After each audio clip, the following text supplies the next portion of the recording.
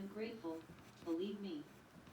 But when we come back here for the wedding supper, it's myself who'll pay. I insist on it. Barbara laughed. Ah, well. I agree, I guess. She looked down at Glenna. It's time you were in bed, young lady. You'll have need of your rest. Keith would have protested. Glenna was positive that he expected her to go back to the castle with him, but Barbara Hamilton was adamant. Her eyes glinted as she glanced at Keith, silently telling him that no matter how much he wanted to argue, she was not about to let Glenna out of her sight. Keith shrugged. Very well. Glenna walked with him out into the night. You'll take the car, of course, it's too far for you to walk. Keith caught her in his arms, holding her with his hands on her shoulders. I'm grateful, Glenna. Now you take care of yourself. Put all thought of Marion Lamont out of your head. She won't dare to cause us any trouble. She was not so sure about that, but she agreed. She expected him to kiss her, but he did not, turning away toward the car with just a smile. Glenna frowned, then remembered that this was something of a business deal between them. An agreement to marry so she could save him from Marion Lamont in return for his help in finding her father.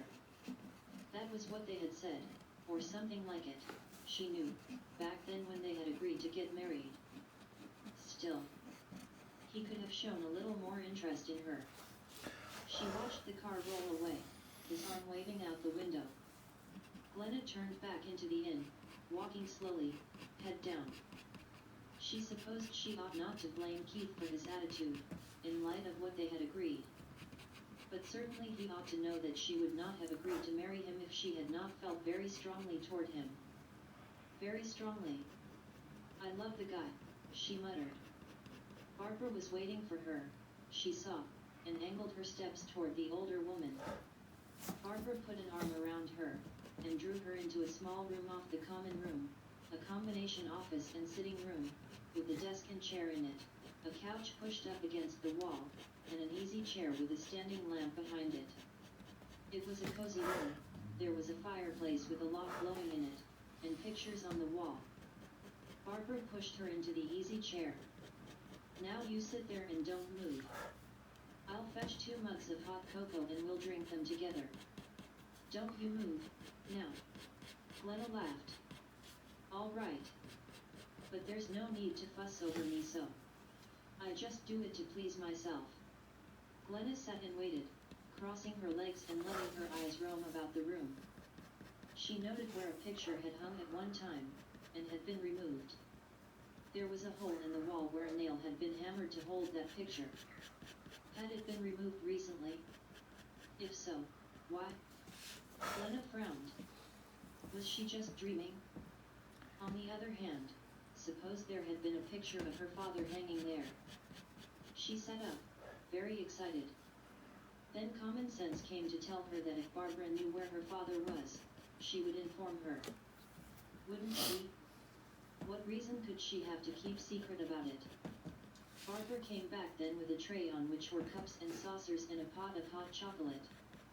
Glenna watched her pour, and accepted a cup from her. She sipped at the creamy chocolate, feeling its warmth go all through her. Ought she to question her about the missing picture? No sense in that. If Barbara wanted to tell her about her father, she would. Otherwise, she had the feeling that nothing she might say would wrench the secret out of her. They talked about the wedding, about how it would be to live at the castle, the sort of life Glenna would lead as the wife of a baronet. It was pleasant, friendly, but Glenna had the feeling that the conversation meant nothing.